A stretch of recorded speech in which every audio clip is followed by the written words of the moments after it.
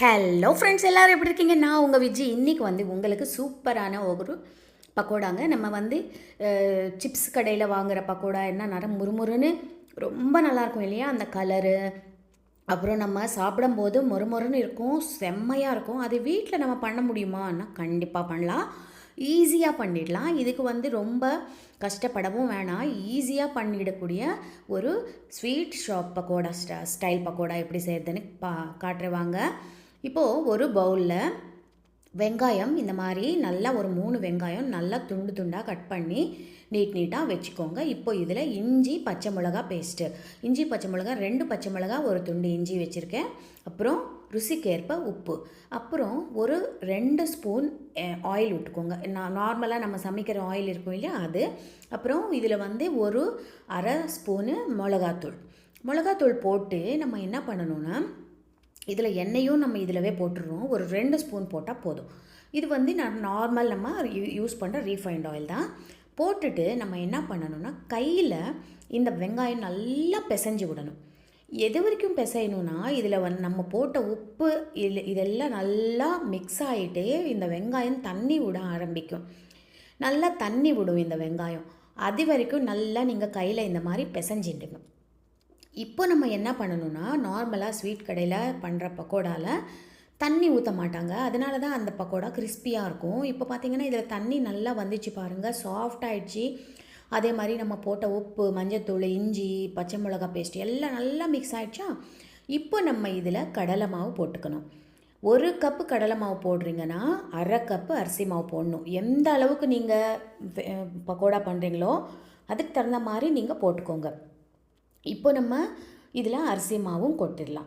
அரிசி மாவும் கொட்டிட்டு ஃபஸ்ட்டு நம்ம தண்ணியே போட வேணாம்.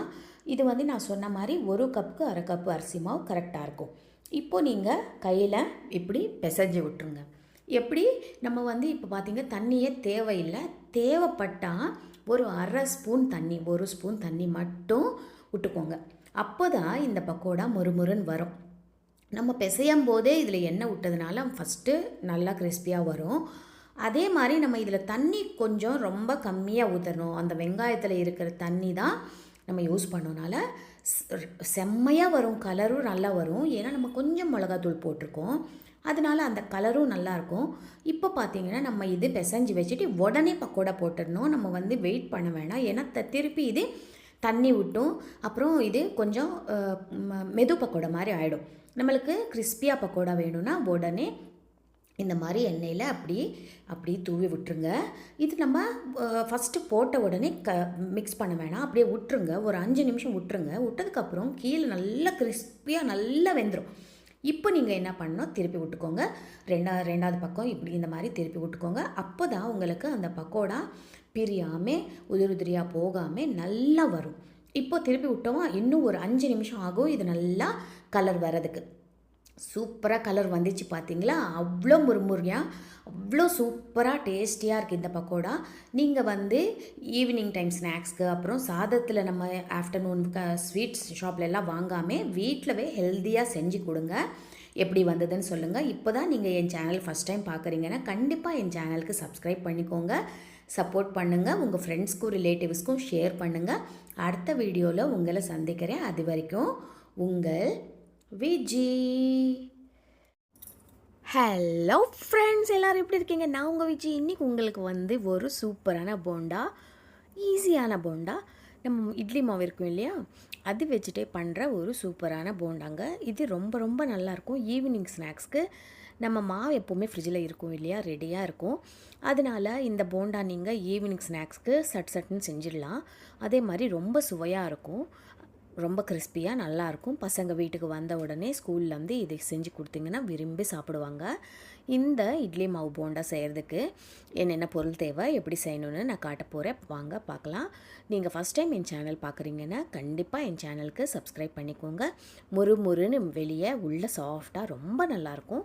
நான் 1 கப்பு இட்லி மாவு எடுத்திருக்கேன். இந்த இட்லி மாவில் நம்ம என்ன பண்ணணுன்னா, ஒரு 2 ஸ்பூன் அரிசி மாவு போட்டுக்கலாம். அரிசி மாவு நம்ம கடையில் வாங்கின அரிசி மாவு தாங்க. இதில் ஒரு 2 ஸ்பூன் சூஜி ரவை, அதுனா உப்புமா ரவை, அது போட்டுக்கோங்க. இப்போது இதில் பச்சை மிளகா, கருவேப்பிலை நல்லா கட் பண்ணி போட்டுக்கோங்க. வெங்காயம் 1 கப்பு, அப்படின்னா ஒரு பெரிய வெங்காயம் சின்ன சின்ன பீஸாக கட் பண்ணி வச்சுருக்கேன், அதுவும் போட்டிருக்கேன். இப்போது இது நல்லா ஒரு வாட்டி மிக்ஸ் பண்ணிக்கோங்க, கட்டி இல்லாமல்.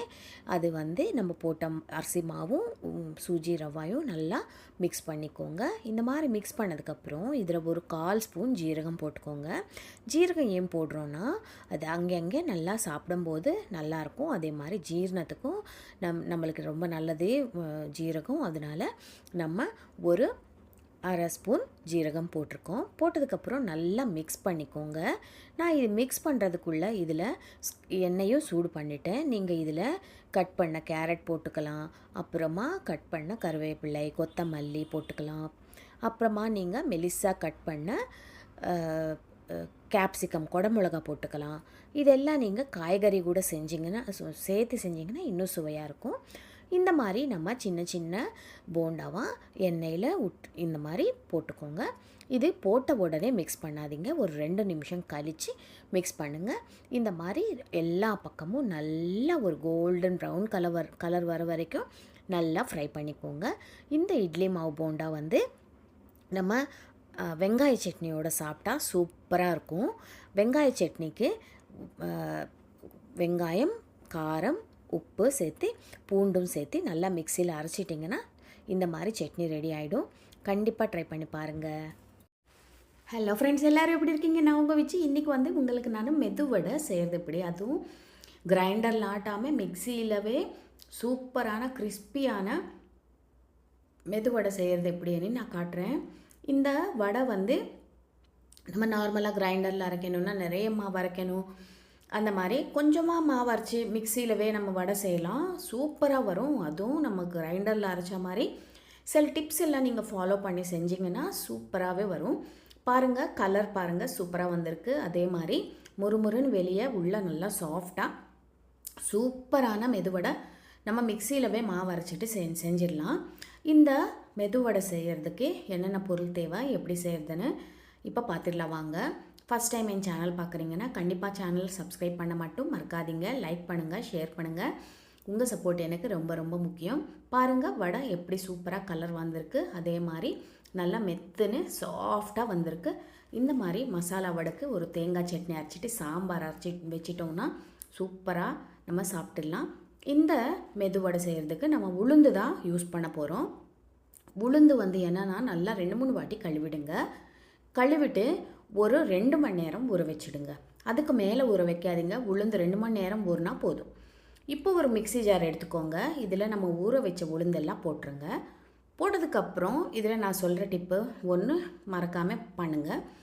ஐஸ் க்யூப்ஸ் இருக்கும் இல்லையா, நம்ம ஐஸ் கட்டி, அந்த ஐஸ் கட்டி ஒரு 3-4 இதில் போட்டுருங்க. போட்டுட்டு அப்புறமா கொஞ்சோண்டு தண்ணியும் ஊற்றிட்டு நம்ம இந்த மாவு அரைக்கணும். ஐஸ் கட்டி போட்டதுனால மாவு சூடாகாது. பாருங்கள், செம்மையாக நம்மளுக்கு ஃப்ளஃபியாக மாவு வந்திருக்கு. மாவும் சூடாகலை, அதனால நம்மளுக்கு வடை போடும்போது சூப்பராக இருக்கும். இந்த மாதிரி மாவு அரைச்சிட்டு நம்ம என்ன பண்ணணும்னா ஒரு பவுலில் ட்ரான்ஸ்ஃபர் பண்ணிக்கலாம். முக்கியமாக நம்ம மாவு அரைக்கும்போது ரொம்ப ஹை ஸ்பீடில் அரைக்க வேணாம், ஒரு மீடியம் ஸ்பீடில் வச்சுட்டு மாவு அரைக்கணும். அப்போ தான் மாவு ரொம்ப சீக்கிரம் சூடாகாமல் மிக்சியில் அரைக்கிற வடை ஏன் சாஃப்டாக வராதுன்னா மாவு ரொம்ப சூடாக ஆகிடும். அதனால் இப்போ நம்ம இதில் பெருங்காயத்தூள், சின்னதாக கட் பண்ண இஞ்சி, அப்புறமா நம்ம இதில் வெங்காயம், கருவேப்பிலை, பச்சை மிளகா போட்டுடலாம். ஒரு பெரிய வெங்காயம், ஒரு 2 கொத்து கருவேப்பிலை, அப்புறமா ஒரு 2-3 பச்சை மிளகா மெலிசாக கட் பண்ணி போட்டுக்கோங்க. இதில் ருசிக்கேற்ப உப்பு போட்டுக்கோங்க. இப்போது நம்ம இந்த மாவு ஒரு நல்ல ஒரு நிமிஷத்துலேருந்து 2 நிமிஷத்து வரைக்கும் நல்லா மாவு பிசைஞ்சு பீட் பண்ணணும். கையிலவே நீங்கள் நல்லா பிசைங்க. இது எவ்வளோ நம்ம மாவு பிசைகிறோமோ அவ்வளோ சாஃப்டாக வடை வரும். இந்த மாதிரி நல்லா கையில் ஒரு நிமிஷத்துலேருந்து 2 நிமிஷம் இந்த மாதிரி பிசைஞ்சு விட்டிங்கன்னா இன்னும் சூப்பராக ஃப்ளஃபியாக ஆகிடும் இந்த வடை மாவு. பாருங்கள், இப்போ நான் காட்டுறேன். இந்த மாதிரி சூப்பர் ஃப்ளஃபியாக ஆகிடும். நீங்கள் வந்து ஒரு நிமிஷத்துலேருந்து 2 நிமிஷம் நல்லா கையிலவே நல்லா இந்த மாதிரி பண்ணுங்கள். இப்போ பார்த்தீங்களா, ஒரு இலை எடுத்துகிட்டு இல்லைன்னா ஒரு கவர் இல்லைன்னா நம்ம பழகப்பட்டுட்டோன்னா கையிலவே அப்படியே விட்டுடலாம். இந்த மாதிரி வடை நல்லா ஒரு வாழை இலை இல்லைன்னா இந்த மாதிரி இலை எடுத்துகிட்டு நல்லா இந்த மாதிரி கையில் ஒரு நல்லா குழி வச்சுட்டு நம்ம எண்ணெயில் போட வேண்டியதுதான். இங்கே நம்ம ஃப்ரை பண்ணும்போதும் சில டிப்ஸ் நம்ம ஃபாலோ பண்ணணும். ஸ்டவ் வந்து மீடியம் ஃப்ளேமில் தான் இருக்கணும், இல்லைன்னா மேலே கலர் வந்துடும் ஆனால் உள்ளே வேகாமல் இருக்கும். நம்ம மீடியம் ஃப்ளேமில் வச்சுட்டு ஃபஸ்ட்டு வந்து போட்ட உடனே நீங்கள் எதுவும் கை வைக்காதீங்க. கொஞ்சம் அது ஓரளவுக்கு நல்லா இந்த மாதிரி கொஞ்சம் லைட் ப்ரௌன் கலர் வந்ததுக்கப்புறமா நீங்கள் இன்னொரு பக்கம் திருப்பி போட்டுக்கோங்க. இந்த வடை நம்மளுக்கு என்னென்னா ஒட்டிக்கும், அதனால் நம்ம போட்ட உடனே கரண்டி வைக்கக்கூடாது. இது வந்து இன்னொரு டிப்பு. அப்போ தான் நம்மளுக்கு அந்த ஷேப்பு கரெக்டாக இருக்கும். இப்போ பார்த்திங்கன்னா 2வது பக்கம் திருப்பி விட்டுட்டு இந்த மாதிரி கோல்டன் ப்ரௌன் கலர் வந்ததுக்கப்புறம் நம்ம எல்லா வடை சுட்டு எடுத்துடலாம். இது கூட சாம்பார் தேங்காய் சட்னி அரைச்சி உங்கள் வீட்டில் கொடுத்து பாருங்கள். ஹோட்டல் வடை விட சூப்பராக இருக்குன்னு சாப்பிடுவாங்க. கண்டிப்பாக ட்ரை பண்ணி பாருங்கள். இந்த டிப்ஸ் யூஸ் பண்ணி எப்படி வந்ததுன்னு எனக்கு சொல்லுங்கள். அடுத்த வீடியோவில் சந்திக்கிறேன். அது வரைக்கும் உங்கள் விஜி.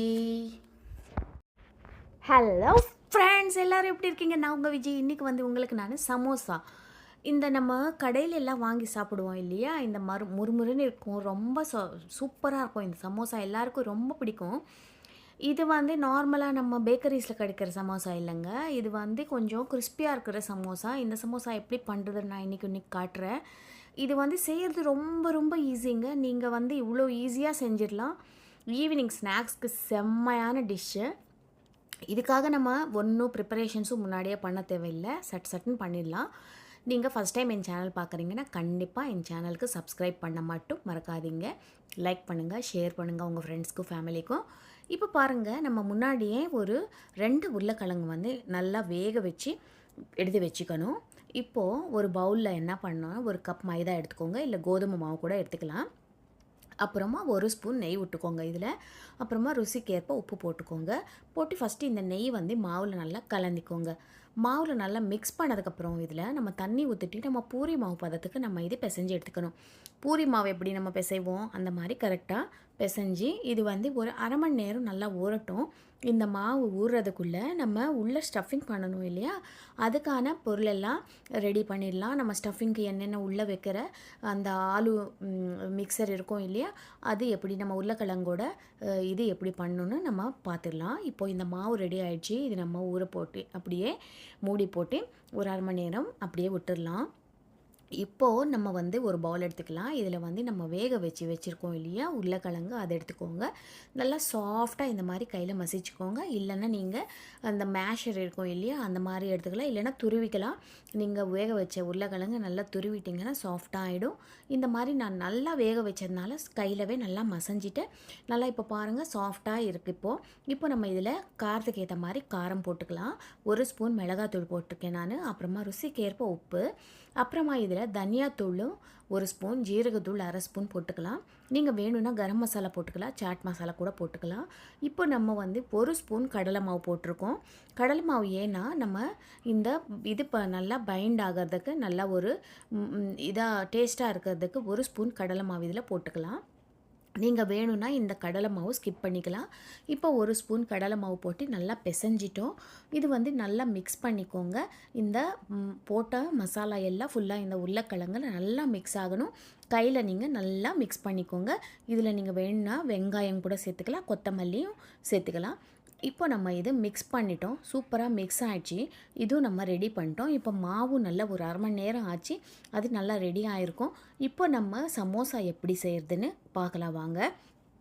நம்ம வந்து ஒரு சின்ன உருண்டையாக மாவு எடுத்துகிட்டு நல்லா மெலிசாக, எவ்வளோ மெலிசாக உங்களால் முடியுமோ அவ்வளோ மெலிசாக பெரட்டிக்கோங்க.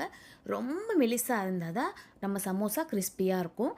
நம்ம இந்த மாதிரி நல்லா மெலிசாக இது பண்ணிவிட்டு இப்போ என்ன பண்ணணும்னா ஓரம் கட் பண்ணிடணும்.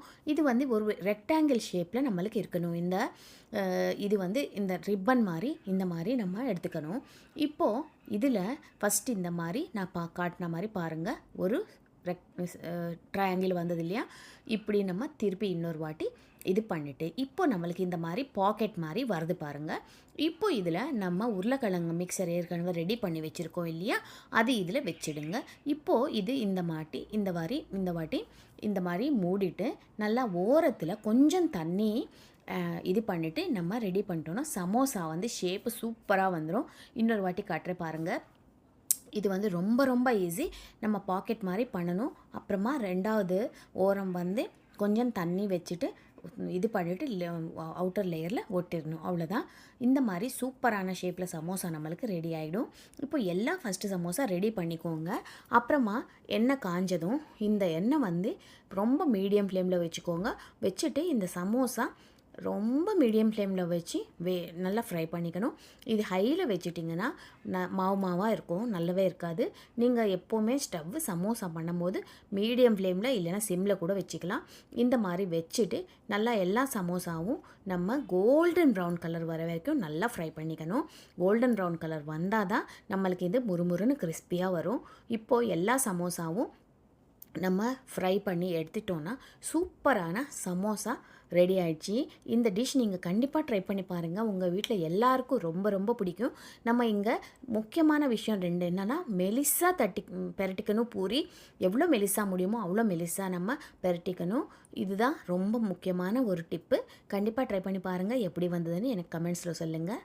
நன்றி. ஹலோ ஃப்ரெண்ட்ஸ், எல்லோரும் எப்படி இருக்கீங்க? நான் உங்கள் விஜி. இன்றைக்கி வந்து உங்களுக்கு ஒரு சூப்பரான ஸ்நாக்ஸுங்க. ஈவினிங் டைம் நம்ம செய்கிறதுக்கு வாழைக்காய் பஜ்ஜி செய்கிறது எப்படின்னு நான் காட்டுறேன். வாழைக்காய் பஜ்ஜி வந்து நம்ம எல்லாருக்கும் ரொம்ப பிடிக்கும் இல்லையா? இது நம்ம டீ கடையில் அந்த மாதிரி எல்லாம் நம்ம வாங்கி சாப்பிடுவோம். இது வீட்டில் செய்கிறது அவ்வளோ ஈஸி, ரொம்ப ஈஸி. இந்த வாழைக்காய் பஜ்ஜி வீட்டில் செய்கிறது எப்படின்னு நான் இன்றைக்கி உங்களுக்கு காட்டுறேன் வாங்க. சூப்பராக இருக்கும். ஈவினிங் ஸ்நாக்ஸ்க்கு ஒரு அட்டகாசமான ஒரு ரெசிபி. இது பாருங்கள், நல்லா முறுமுறுன்னு வெளியே உள்ள நல்லா சாஃப்டாக நல்லா பொங்கி வந்திருக்கு. இந்த வாழைக்காய் பஜ்ஜி செய்கிறது எப்படின்னு நம்ம பார்க்கலாம் வாங்க. ஃபஸ்ட்டு ஒரு பவுல் எடுத்துக்கோங்க. இதில் 1 கப்பு கடலை மாவு போட்டிருக்கேன். கடலை மாவு வந்து நான் வந்து கடையில் வாங்கின கடலை மாவு தாங்க. இது வந்து இதில் 2 ஸ்பூன் அரிசி மாவு போட்டிருக்கேன். 1 கப்பு கடலை மாவு, 2 ஸ்பூன் அரிசி மாவு போட்டிருக்கேன். அப்புறமா இதில் நம்ம வந்து ஒரு ருசிக்கேற்ப உப்பு போட்டுக்கணும். உப்பு போட்டதுக்கப்புறம் இது நம்ம கடலை மாவில் செய்கிறதுனால கொஞ்சம் ஓமம் போட்டால் ரொம்ப நல்லதுங்க. நம்மளுக்கு டைஜஷன் நல்லா ஆகும். அது மாதிரி கேஸும் இருக்காது. அதனால் நம்ம ஓமம் சேர்த்துக்கலாம். 1 சிட்டிகை ஓமம், அப்புறமா ருசிக்கேற்ப காரம், மிளகாத்தூள் வந்து நான் ஒரு 1/2 ஸ்பூன் சேர்த்துருக்கேன், 1/2 ஸ்பூன் சேர்த்துருக்கேன். மிளகாத்தூள் போட்டுட்டு நம்ம ஒரு சிட்டிகை ஆப்ப சோடான்னு சொல்லுவாங்க இல்லையா, சோடா மாவு, அது போடலாம். ஒரு சிட்டிகை மட்டும் சேர்த்துக்கோங்க. இல்லைன்னா நிறைய எண்ணெய் குடிக்கும். நம்ம பஜ்ஜி செய்யும்போது ஒரே ஒரு சின்ன பிஞ்சு, ஒரு சின்ன சிட்டிகை சேர்த்தா போதும்.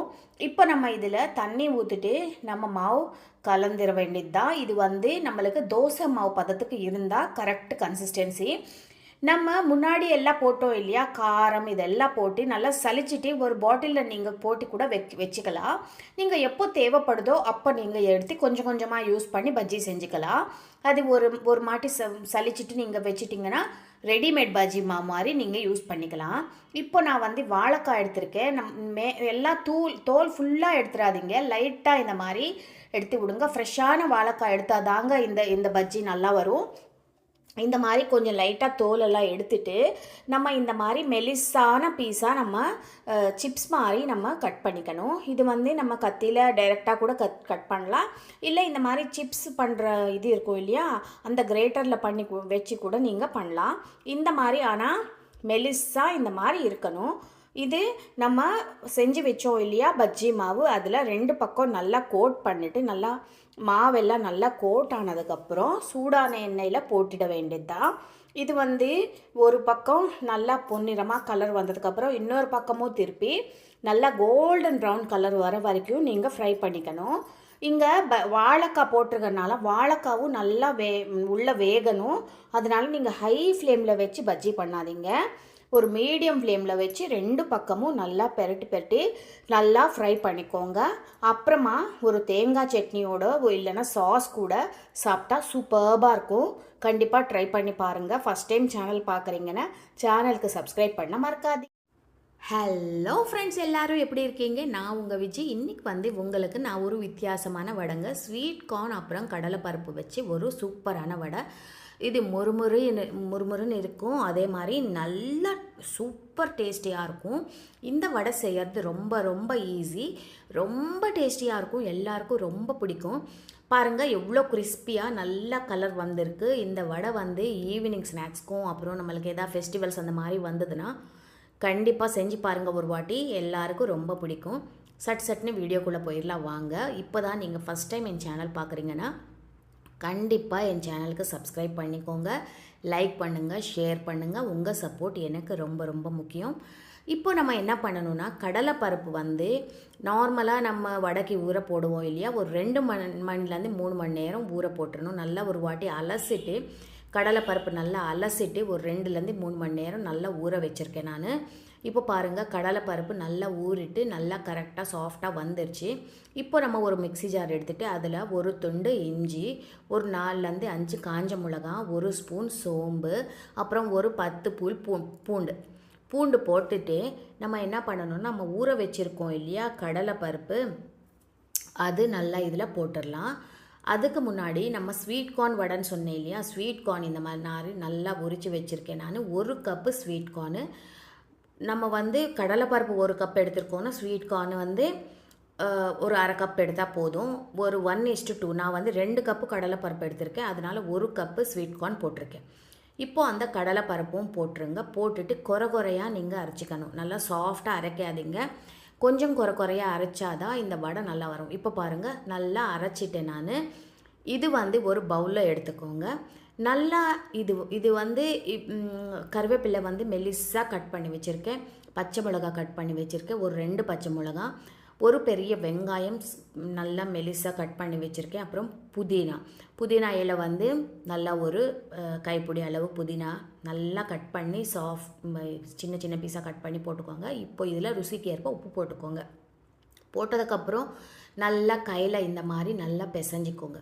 பிசைஞ்சதுக்கப்புறம் நீங்கள் இதுக்குள்ளே எண்ணெய் சூடாக ஆகிறதுக்கு வச்சுக்கோங்க. இது வந்து மீடியம் ஃப்ளேமில் மட்டும்தான் நீங்கள் வடை சுடணும், அப்போ தான் உங்களுக்கு நல்லா ஒரு கரெக்டாக இருக்கும். இப்போ வந்து சின்ன சின்ன பால் இந்த மாதிரி எடுத்துகிட்டு உருண்டை பிடிச்சிக்கோங்க. இது வந்து கையிலவே நம்ம இப்படி நல்லா ப்ரெஸ் பண்ணிவிட்டு எண்ணெயில் விட்டுற வேண்டியது தான். உங்களுக்கு பிகினர்ஸாக இருந்தால் ஒரு கவரோ ஒரு இலையோ எடுத்துக்கிட்டு நல்லா இந்த மாதிரி மெலிசாக வடை தட்டிட்டு சூடான எண்ணெயில் போட்டுடுங்க.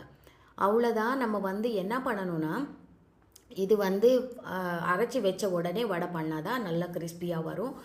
ஃப்ளேம் வந்து மீடியம் ஃப்ளேமில் வச்சுக்கோங்க, ரொம்ப ஹையில் வச்சிடாதீங்க. அப்புறம் வடை வந்து வேகாது உள்ள வரைக்கும். நல்லா இந்த மாதிரி நிறைய வடை அப்படியே போட்டுருங்க. போட்டது ஒரு 2 நிமிஷம் அப்படியே கலராதிங்க, அப்படியே விட்டுருங்க. அதுக்கப்புறம் நீங்கள் ஒரு வாட்டி டேர்ன் பண்ணிக்கோங்க, பின்னாடி இருக்கிறது திருப்பி போட்டுக்கோங்க. போட்டதுக்கப்புறம் திருப்பி இன்னொரு 5 நிமிஷம் ஆகும். நல்ல ஒரு கலர் வரும், நல்ல கோல்டன் ப்ரௌன் கலர் வரும். அது வரைக்கும் நீங்கள் வடை வந்து நல்லா ஃப்ரை பண்ணிகிட்டே இருக்கணும். இந்த வடை வந்து ஈவினிங் ஸ்நாக்ஸ்க்கு ரொம்ப ரொம்ப நல்லாயிருக்கும். அதே மாதிரி நம்ம ஃபெஸ்டிவல்ஸ் அப்போது நம்ம ஈஸியாக பண்ணிடலாம். இந்த மாதிரி எதாவது பண்டிகை வருது அந்த மாதிரினா நல்லா நீங்கள் செஞ்சுடுங்க. இந்த மாதிரி கலர் வரணும், நல்லா ஒரு கலர் அப்படியே முறுமுறுன்னு நல்லா சூப்பராக நம்ம வடை ரெடி ஆகிடுச்சு பாருங்கள். கண்டிப்பாக செஞ்சு பாருங்கள், உங்களுக்கு எல்லாருக்கும் ரொம்ப பிடிக்கும். அதே மாதிரி உங்களுக்கு ஏன் ரெசிபி பிடிச்சதுன்னா எங்களுக்கு கமெண்ட் பண்ண மறக்காதீங்க, லைக் பண்ணுங்கள். அடுத்த வீடியோவில் உங்களை சந்திக்கிறேன். அது வரைக்கும் உங்கள் விஜி.